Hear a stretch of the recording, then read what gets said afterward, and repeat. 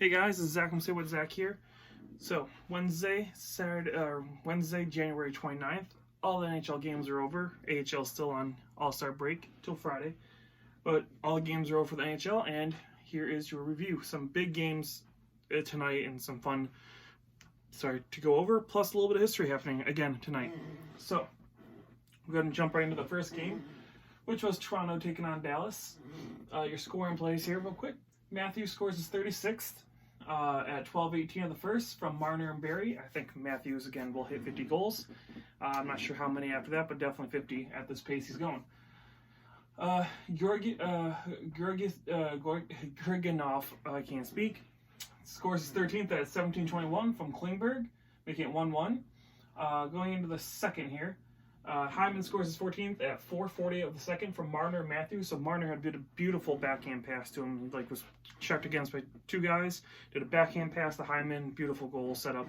Yeah, great goal for Hyman. Great assist for Mitch Marner, who has 2 assists now. Barrie scores his 5th at 11:58 the second from Kapanen and Johnson, making it 3-1 at this point.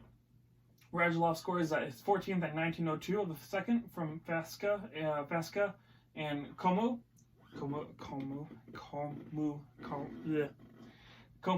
Okay. Sorry, lost train of thought here. So it's 3-2 at this point. Sorry, in the second period. In the third period, William Nylander scores his 24th at 3:28 of the third from Jake Muzzin and Kerfoot, making it 4-2 at this point. Then Radulov gets his second of the game. It's 15th of the season at 6:26 of the third from Vaska. So he has 2 assists now on the night. Radulov obviously with the second goal, making it at that point 3-4. And unfortunately for the Dallas Stars, that comeback didn't quite happen. Johansson scores his 7th of the season at 19:57 of the third to put the game away at 5-3, which is your final. Your 3 stars are Marner, Matthews, and Radulov, which Marner definitely deserves it with his 2 assists. Big assists. Matthews obviously could have been first with his goal and assist. Again, either one could have been swapped there, and then Radulov makes sense again with his 2 goals. Big goals for Radulov to keep his team close, but not close enough. Your shots on goal are 34-34. So yeah, big win for Toronto. Again, they are fighting to get that playoff spot in the Atlantic, so that is a big win for them over a non-division team. Next game, which is again where a little bit of history happens. Nashville taking on the Capitals. So Panik scores his 6th at 9:28 of the first from Hagelin, and then Tanjordi scores his 1st of the season at 10:15 of the first from Forsberg, making it 1-1. Then Granlund scores his 10th at 12:52 of the first from Forsberg and Turris. So 2 assists now for Forsberg on the night. Then Grimaldi scores his 9th at 16:02 of the first from Yossi and Bonino, making it 3-1 at this point for the Nashville Predators. Looking really good for Nashville for a moment. Ovechkin, in the first period, scores his 35th of the season at 16:26. That's in the first period from unassisted, but he does pass Steve Yzerman for 9th all-time on the goal scoring list with his 693rd. So it's 693rd career goal.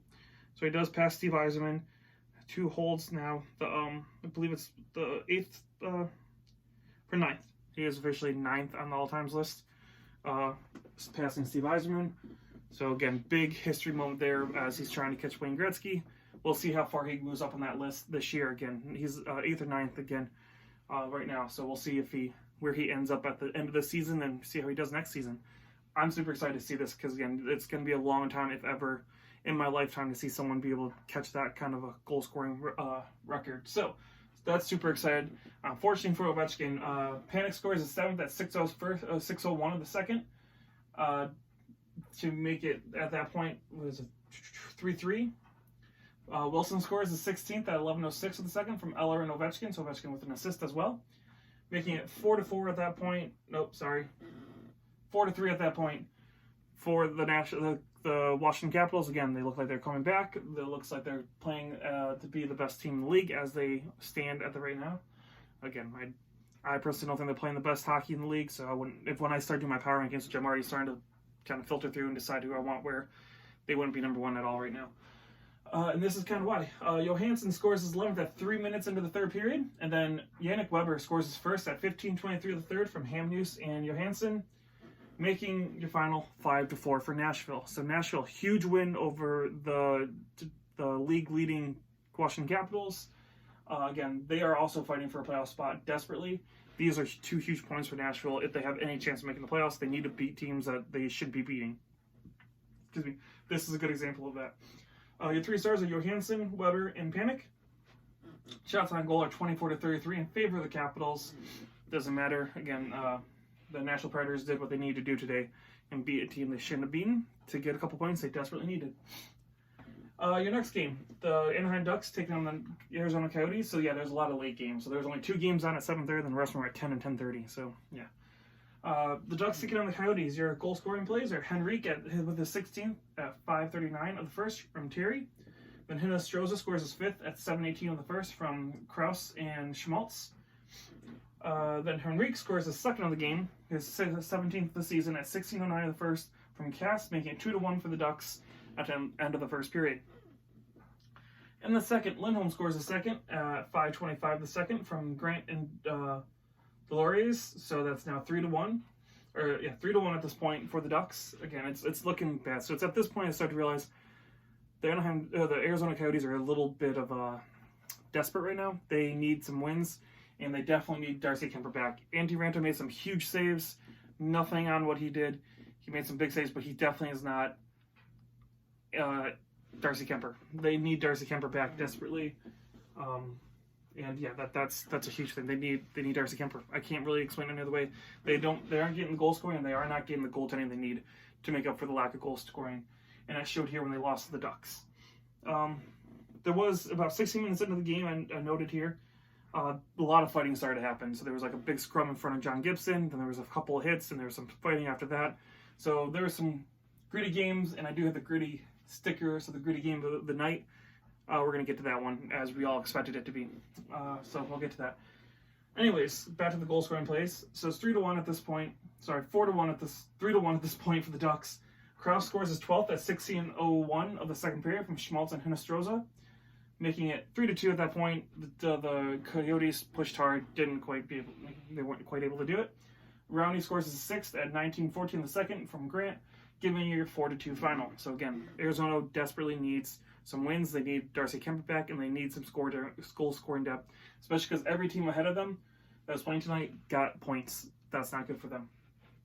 Your 3 stars are Henrique, Lindholm, and Gibson. Gibson definitely deserved that. He played very well. Your shots on goal are 32-27 in favor of the Ducks. So the Ducks do outshoot the Arizona Coyotes, which is another problem for the Coyotes. Not getting enough shots on net. But yeah, there's your final fact game. The next one, the Tampa Bay Lightning and the LA Kings. Close game for Tampa. They get another win, but really close. They almost didn't get that win. So your goal scoring plays. Toffoli scores his 13th at 6:44 the first from Kempe and Kopitar. Then Iafallo scores his 11th at 1:18 of the second from Brown and Martinez, giving them a 2-0 lead for the LA Kings. And so at this point, I was like, ooh, Tampa Bay might blow this one. I wonder how this is going to work out. Tampa Bay doesn't, but again, you don't want to see that. In the second period, Johnson scores his 12th at 5:48 from Palat and Sorelli. Stamkos then scores his 21st at 11:58 of the second from Kucherov and Point. And then in the third, Cernak scores his 4th at 4:13 of the third from Kucherov and Stamkos. So Kucherov and Stamkos getting an assist and a point each. Stamkos gets a goal and assist. Kucherov gets 2 assists, giving you the 3-2 win for the Tampa Bay Lightning. Again, they stave off that really close almost lost to a team that is sitting at the bottom of the standings, besides Detroit, because Detroit's obviously going to sit at the bottom of the standings for the rest of the season. We already know that. But I guess the real bottom of the standings, not the 30th place team, not the dead last team that's going to stick there. But yeah, they almost lose against LA. Good push by LA again. If anything, LA is going to try and play spoilers. They're going to be traders to the deadline. We'll see what happens as the deadline approaches. And I will have stuff up for the trade deadline soon. I'll explain that in a minute. Your 3 stars are Stamkos, Cernak, and Martinez. Your shots on goal are 24-34 in favor of LA Kings. LA Kings had a lot of shots. Nothing could go in after that second period. And then, so that's that final 3-2 for Tampa. The little side note I'm going to make. So for the trade deadline, I'm going to put up some boards here and keep track of like a whiteboard here and keep track of all the trading that goes on, and I will share that with you when I do videos every day. I will update every day on trades that happen as they happen. So that will be a thing that we do for the trade deadline. I'm still working out the kinks because again, this is my first time doing all this during the trade deadline. So I'm trying to figure out exactly how to do that. Plus, Drunk Hockman will be here, so we're really trying to figure out how we're gonna work that. She'll be full-time on videos starting Monday. So she's officially going to be on the videos Monday, and we'll see from there how it goes. Back to the games, because this is the game you guys have been waiting. I've been stalling for that reason. The Battle of Alberta. Huge game. I was super excited about this with the Cassian and Tkachuk fight. All that fun stuff. So anyways, your goal scoring plays. Lindholm scores his 21st at 1:01 of the first from Lucic and Hamnick. So right off the bat, Calgary Flames come out swinging in the first goal. Then, unlikely fight happens, which was super fun. Ryan Nugent-Hopkins fights Sean Monahan. Yeah, it's not the people you would have thought would be into a fight. But yeah, Sean Monahan's first NHL fight. Nugent-Hopkins' third fight of his career, I think they said. Yeah, not a fight you would expect to happen very early on again. There's a lot of hitting, a lot of hate between these two teams. You could tell from the second they stepped on the ice. Yamamoto scores his fourth at 5:48 of the second from Nugent-Hopkins and Draisaitl. And then I believe it was around that time, when Zach Kassian and Matthew Tkachuk finally get into a fight. Zach Kassian puts Tkachuk down right away. It wasn't really much of a fight. He really beat the crap out of him. Ruffs had to jump in before he beat the crap out of him too much. And there you go. And this was Yamamoto's first career goal against the Flames. That would be the first player to get their first goal against the Flames in their career. Draisaitl is also on a 9-game point streak in this game.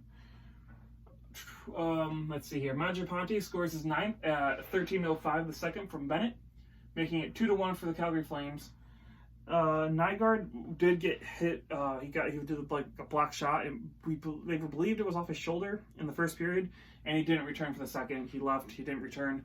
So Nygaard is, I'm guessing, dead at this point for the Edmonton Oilers. So he did leave. There was a couple of players that had that big of a deal, that kind of happened tonight, where they got injured and left, and yeah, I was kind of keep track because there was just a certain point where there was like 3 or 4 players. I'm like, I gotta start writing this down because I'm gonna forget. There was a big shorthanded save for Mike Smith on Derek Ryan, so it was 3-2 at this point for the Calgary Flames. The Edmonton Oilers went on a power play, shorthanded breakaway for Derek Ryan, and Mike Smith bailed his team out big because again they are desperately trying to get points. They did not want to give up points without getting some themselves in this game. Alex Chason then scores after the Mangiapane one, his 7th of the season, at 14:41 the second from Draisaitl and McDavid, making it 2-2 at that point. Then Mangiapane scores his 10th of the season at 19:15 the second from Tkachuk and Anderson. So Mangiapane having a great game, 2 goals, his 10th of the season, good for him. Yeah, making it 3-2. And at this point, you kind of sit there like, oh wow, is this going to be a Calgary game? Maybe this will be it. But man, was it entertaining? This game was super entertaining. Then at 11:49 of the third, Matt Benning scores his first career goal, or first goal of the season, from Russell and Neal. This is also his first career goal against the Calgary Flames. So they had 2 different people score their first career goals against the Flames tonight to help the Edmonton Oilers go to overtime. There's a lot of back and forth, a couple of breakaways, big saves from Riddick and Smith in this one. Nothing happens in overtime. They go to the shootout. I believe it was Sean Monahan who gets the game winner, if I remember correctly. He was the only one who scored. And then David Riddick, big save on, I'm blanking out who it was. Was it Nugent-Hopkins, Draisaitl? Might have been Draisaitl. I think it was Draisaitl. Riddick stops Draisaitl to win the game. He tosses his stick up in the air and kind of goes like this as he skates towards his bench. And yeah, you could tell it was a huge game for both these teams. Big game for the Calgary Flames with the win at 4-3 in the shootout. For some reason, the app kind of like broke for this game, and it didn't, like after they went to the shootout, just stopped working. So they didn't have the 3 stars of the game put up. Don't know who your 3 stars are. They didn't tell me. But your shots on goal were 28-34 in favor of the Edmonton Oilers. Doesn't matter. This is your gritty game of the night because again, you got the Sean Monahan, Nugent-Hopkins fight. You got the Tkachuk, Cassian fight. There was a iffy hit from Mark Giordano on Connor McDavid on his knee. So as you know, he had off-season surgery on his knee. I don't remember if it was surgery, but I know he had a really bad knee injury at the end of last season. And he had mended over the off season. And that hit was not. McDavid was not happy. He was on the bench yelling at the referees, cussing him out. You could just tell off his lips. He was not happy about that because he thought that Giordano stuck his knee out to hit his knee, and that it was a really gritty game. And I'm looking forward to Saturday because these two teams play again on Saturday, so it's gonna be fun. Anyways, going into the last game of the night, the Vancouver Canucks and the San Jose Sharks. So the scoring plays: Hurdle scores the 16th at 4:15 of the first from Meyer and Dillon. Then Quinn Hughes. Have I mentioned how much I do like Quinn Hughes? He's definitely making a case for one of my favorite players to watch right now. So he might be making out of that top 10 favorite list of players to watch very soon, if not already. Quinn Hughes scores the 6th at 11:08 of the first from Besser and Tanev. Then Burns scores his 10th at 5:57 of the second from Thornton and LeBlanc. I don't know. I've heard both ways. Take it as you will. That makes it 2-1 at that point for the Sharks. Looking pretty good until the third period hits. Big third period for the Vancouver Canucks because Markstrom locks it down. Tyler Myers scores his 5th at 2:36 of the third from Miller and Hughes. So Hughes with a goal and assist in this game. Huge game for Quinn Hughes. Again, he's a very key role in that defensive side now, even though he's a rookie. And JT Miller is having an amazing year as well.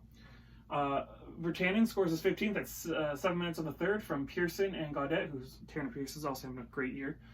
Suter, 6th goal at 7:59 of the third from Beagle and Miller. So again, Miller has 2 assists. And then Pearson scores his 15th of the season at 18:50 of the third period from Horvat and Eriksson, giving you the 5-2 final. The Vancouver Canucks are definitely playing some of the best hockey they've played in a while, and honestly, arguably, probably going to be very high in power rankings when I eventually do them. They've now beaten St. Louis, they've beaten San Jose, and they beat bunking another team. They've won 3 very big games in the last 2 nights. Vancouver's looking very good right now, and they are in first place Pacific and making an argument of why they should be up there. Your 3 stars of the game: Markstrom, Quinn Hughes, JT Miller. Makes sense. Again, Markstrom's, I think they said he's 8 games now in a row where he's faced 40 shots or more. Ridiculous. I have him on my fantasy team, and I'm so glad I picked him up when I did. Your shots on goal are 25-40. Again, Sharks get 40 shots. Doesn't matter. He only lost 2. Your final 5-2 for Vancouver. Big game for the Vancouver Canucks. Also, Jay Beagle did block a shot in the second period. He does come back and obviously gets an assist on the 4th goal for the Vancouver Canucks. And then Tyler Modi gets does a shot block. He gets hit in the back by Erik Karlsson. That's right. And he goes off the ice. I don't think he returns, so he might be day-to-day as well. So Tyler Modi, we'll have to keep an eye on him. Those are the injuries from that game. So anyways, real quick, try and get into this because I want to cut this down a little bit. Your standings. So 70 points for Boston, 65 for Tampa, 61 for Florida, 61 for Toronto, 51 for Buffalo, 51 for Montreal, 45 for Ottawa, 28 for Detroit. The Capitals 73, Penguins 67, Islanders 63, the Blue Jackets 62, Carolina 61, 60 for Philly, 50 for the Rangers, 43 for the Devils. That's your East. Going over to the West real quick. St. Louis is 70, 62 for Colorado, 60 for Dallas, 54 for Winnipeg, 54 Chicago, 53 for Nashville, 52 for the Wild. And your Pacific Division, 62 points for Vancouver, who now are sitting a good chunk, 5 points ahead of Vegas and Arizona. So that's a big deal. 60 points for Calgary, 58 points for Edmonton, 57 for Arizona, 57 for Vegas, 48 for San Jose, 45 for the Ducks, and 41 for the Kings. So there are your standings. There's your scores for tonight's action, which is Wednesday, January 29th, I believe I said it was. So again, I hope you guys enjoyed the action. There was a lot of fun tonight. Hope you got to catch some of it. If not, hope this helped you get caught up. Thank you so much for watching, guys. This is Zach from Say It With Zach. Give us a like and subscribe, and I will talk to you guys again very soon.